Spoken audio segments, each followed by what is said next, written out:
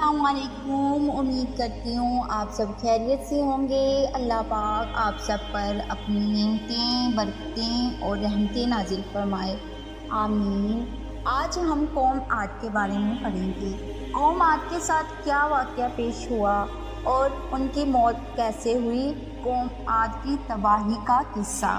قوم عاد مقام احقاف میں رہتی تھی، جو عمان اور حضر موت کے درمیان ایک بڑا ریگستان ہے۔ ان کے مورث اعلیٰ کا نام عاد بن اوس بن ارم بن سام بن نوح ہے۔ پوری قوم کے لوگ ان کے مورث اعلیٰ عاد کے نام سے پکارنے لگے۔ یہ لوگ بت پرست اور بہت بد اعمال اور بد کردار تھے۔ اللہ تعالیٰ نے اپنے پیغمبر حضرت ہود علیہ السلام کو ان لوگوں کی ہدایت کے لیے بھیجا، مگر اس قوم نے اپنے تکبر اور سرکشی کی وجہ سے حضرت ہود علیہ السلام کو جھٹلا دیا اور اپنے کفر پر اڑے رہے۔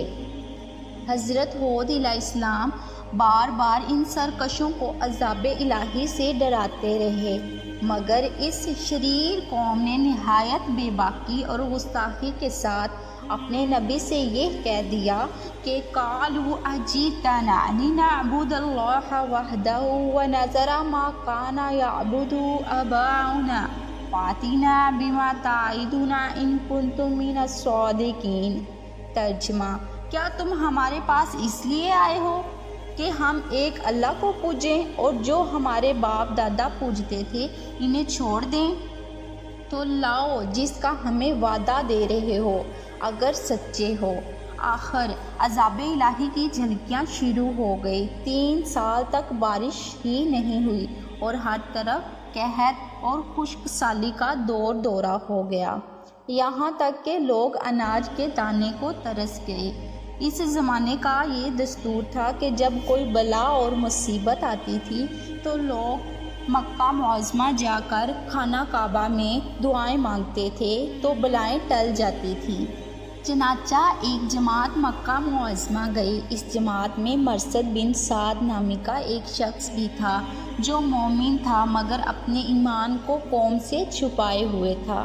جب ان لوگوں نے کعبہ معظمہ میں دعا مانگنی شروع کی تو مرثد بن سعد کا ایمانی جذبہ بیدار ہو گیا اور اس نے تڑپ کر کہا کہ اے میری قوم، تم لاکھ دعائیں مانگو مگر خدا کی قسم اس وقت تک پانی نہیں برسے گا جب تک تم اپنے نبی حضرت ہود علیہ السلام پر ایمان نہ لاؤ گے۔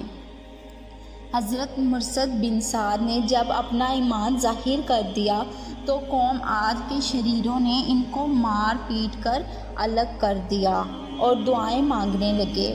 اس وقت اللہ تعالیٰ نے 3 بدلیاں بھیجی، ایک سفید، ایک سرخ، ایک سیاہ، اور آسمان سے ایک آواز آئی کہ اے قوم عاد، تم لوگ اپنی قوم کے لیے 3 بدلیوں میں سے ایک بدلی کو پسند کر لو۔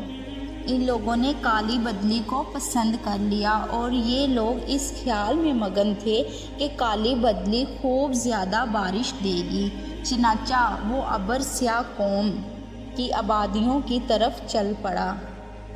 قوم عاد کے لوگ بدلی کو دیکھ کر بہت خوش ہوئے۔ حضرت ہود علیہ السلام نے فرمایا کہ اے میری قوم، دیکھ لو، عذاب الہی ابر کی صورت میں تمہاری طرف بڑھ رہا ہے، مگر قوم کے گستاخوں نے نبی کو جھٹلا دیا اور کہا کہ کہاں کا عذاب اور کیسا عذاب؟ قالوا ھذا عارض ممطرنا، یہ تو بادل ہے جو ہمیں بارش دینے کے لیے آ رہا ہے۔ یہ بادل پچھم کی طرف سے آبادیوں کی طرف برابر بڑھتا رہا اور ایک دم ناگہان اس میں سے ایک آندھی آئی جو اتنی شدید تھی کہ اونٹوں پر سوار لوگوں کو اڑا کر پھینک رہی تھی، پھر اتنی زوردار ہو گئی کہ درختوں کو جڑوں سے اکھاڑ کر اڑا لے جانے لگی۔ یہ دیکھ کر قوم عاد کے لوگوں نے اپنے سنگین محلوں میں داخل ہو کر دروازوں کو بند کر لیا، مگر آندھی کے جھونکے نہ صرف دروازوں کو اکھاڑ کر لے گئے بلکہ پوری عمارتوں کو جھنجھوڑ کر ان کی اینٹ سے اینٹ بجا دی۔ 7 رات اور 8 دن مسلسل یہ آندھی چلتی رہی، یہاں تک کہ قوم عاد کا ایک ایک آدمی مر کر فنا ہو گیا اور اس قوم کا ایک بچہ بھی باقی نہ رہا۔ جب آندھی ختم ہوئی تو اس قوم کی لاشیں زمین پر اس طرح پڑی ہوئی تھیں جس طرح کھجوروں کے درخت اکھڑ کر زمین پر پڑے ہوں۔ چنانچہ ارشاد ربانی ہے، اور رہے عاد وہ ہلاک کیے گئے نہایت سخت گرجتی آندھی سے، وہ ان پر قوت سے لگا دی 7 راتیں اور 8 دن لگاتار، تو ان لوگوں کو ان میں دیکھو بچھڑے ہوئے، گویا وہ کھجور کے ڈنڈ سوکھے تنے ہیں گرے ہوئے، تو تم ان میں سے کسی کو بچا ہوا دیکھتے ہو؟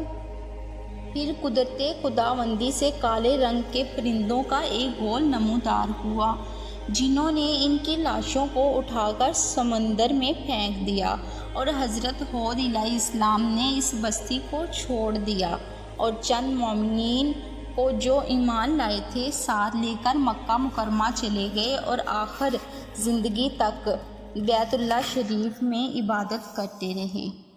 سبحان اللہ۔ اگر آپ کو میری ویڈیو اچھی لگی ہو تو میری ویڈیو کو لائک کریں، اور اس بارے میں کوئی بھی سوال ہو